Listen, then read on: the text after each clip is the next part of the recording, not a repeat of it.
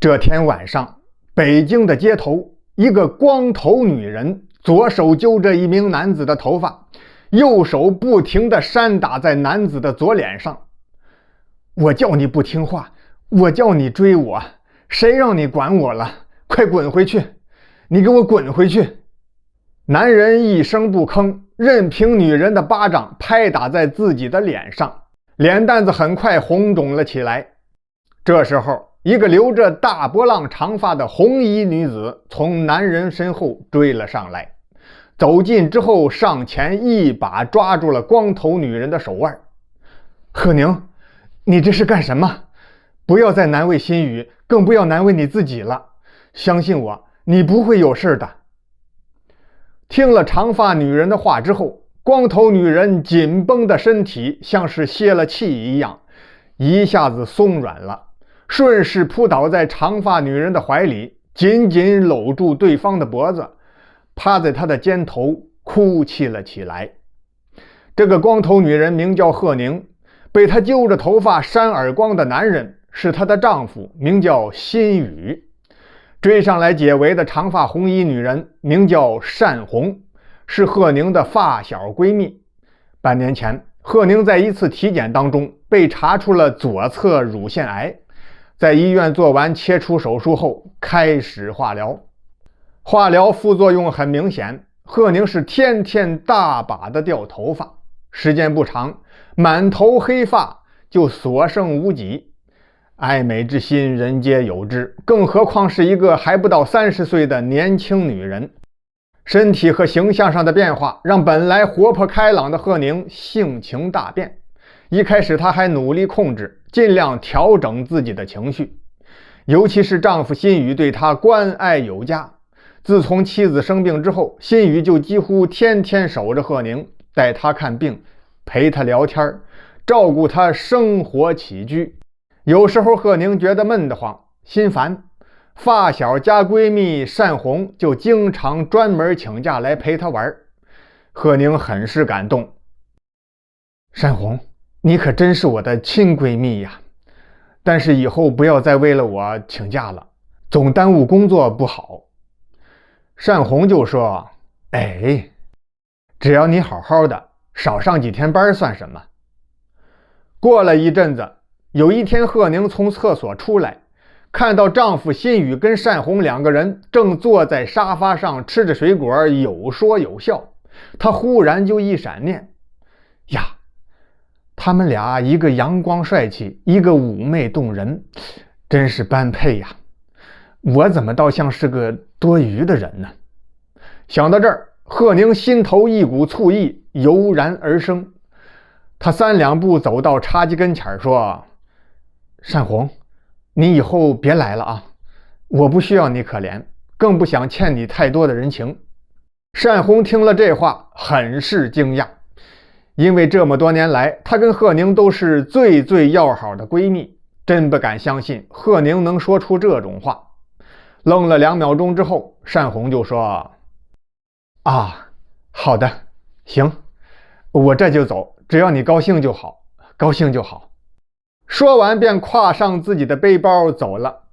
临出门的时候回头望了一眼，跟辛雨对了一个眼神，那意思是说，如果有需要随时打电话，我再来。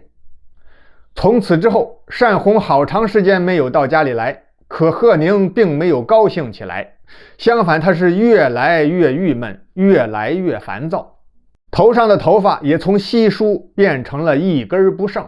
最不幸的是，病情加重，癌细胞依然在体内肆虐。贺宁觉得自己可能是治不好了，于是她的想法也随之改变。这一天，贺宁忽然对丈夫辛雨说，辛雨，你给单红打个电话，请她到家里来一趟吧。辛雨有点丈二和尚摸不着头脑，但也没敢多问，乖乖的给单红打了个电话。时间不大，单红来了。贺宁请单红坐在辛雨的旁边，他站在2人面前，深鞠一躬，然后说，单红，咱俩从小是邻居，一起长大，高中同时喜欢上了辛雨，本来说好公平竞争的，是我厚脸皮求你退出，而且还要你从中帮忙，这才让我跟新宇成了一对儿。如今我快死了，你也是单身，以后就由你来照顾新宇吧，我死了，他就是你的了。”听到这儿，新宇十分惊讶，他还从来不知道有这样一段内情，而单红则是一脸的尴尬，极不自然地说：“哎呀，你胡说什么呢？我看你是发烧烧糊涂了吧，根本没有的事儿。再说了，你一定会好起来的，现在的医疗技术这么发达，你这病完全可以治愈。自己的身体我自己知道，你不要安慰我了，我真的快不行了，你们快答应我，我死了你俩就结婚。”这时候新宇听不下去了，他站起身去拉妻子贺宁，边伸手边说：“小宁，你是太累了，快先坐下休息休息吧。”没想到贺宁一把甩开了新宇的手：“坐好，听我的，我死了你们就结婚，你们快答应我。”见这情形，单红就想离开，他站起身边往外走边说：“小宁，你会好的，我帮你再打听打听更好的医生，我先走了啊。”“你别走，我走。”说完，贺宁扭身便跑出家门，新宇和单红随后追了出去。这才有了故事开头咱们讲述的那一幕。单红的确是中国好闺蜜，为了贺宁，她是四处打听，最后还真找到了一位很好的老中医大夫，开车拉着贺宁找老中医给看了看，开了药方，喝药调理。过了几个月之后，贺宁的病症竟然减轻了，头发也慢慢长了出来，虽然不像生病之前那么乌黑浓密，但起码看上去像个健康人了。随着身体的好转，加上形象的回归，贺宁的心情也逐渐好了起来，生活仿佛又回到了原来的样子。这时候单红便开始有意疏远他们夫妻俩，为了避嫌，尽量不到他们家去了。然而故事并没有就此结束，平静的生活了一段时间之后，贺宁忽然提出离婚，而且是态度坚决。给新宇的理由就是觉得跟他在一起没意思，没激情了，想自己一个人生活。后来新宇拗不过贺宁，也只好无奈地在离婚协议上签了字。离婚后的新宇很是苦闷，犹豫再三，最终还是打通了单红的电话，约单红出来聊聊天。在新宇的内心深处，是不是希望能和单红之间发生点什么故事呢？咱们不得而知。路边咖啡厅靠窗口的座位，单红与新宇相对而坐，就听新宇说：“单红，最近你怎么样？还好吧？”“我挺好的，你们真的分开了？”新宇点了点头。“哎，现在贺宁不联系我了，打电话给他，他也不接，可能是生我气了吧。”新宇又点了点头。“我看你们分开一段时间也好，两个人都冷静冷静，或许明年就能复合呢。”“不可能了。”新宇忙不迭地否认了单红的说法。单红苦笑了一下，轻轻向后甩了甩乌黑的长发，然后说：“哎，别总说你们了，说说我吧。我谈恋爱了，他是个中学教师，人很好，下次介绍你们认识认识。”听了这几句话，新宇的心里微微一颤，然后赶忙又调整好了情绪。“啊，真的吗？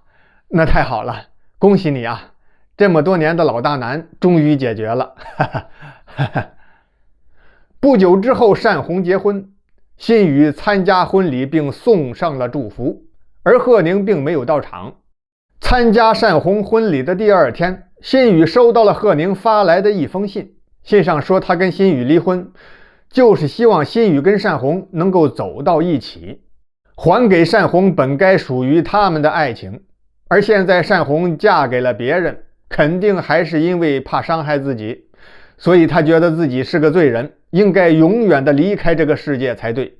信的最后他说：新宇，当你看到这封信的时候，我已经离开了这个世界，希望你未来过得更好。新宇扔下信，跑出家门，赶到了贺宁的住处，将服了大量安眠药的贺宁送到医院。可惜太晚了，医生已经无能为力。1年后，单红生了一个女儿。女儿满月酒的时候，单红对前来祝贺的新宇说：老同学，跟你说个好事儿，希望你同意哦。原来单红有个小姑妹，温柔善良，还是单身。经过单红夫妻俩从中撮合，新宇最后成为了他们的妹夫。从此2个小家庭都过上了幸福美满的生活。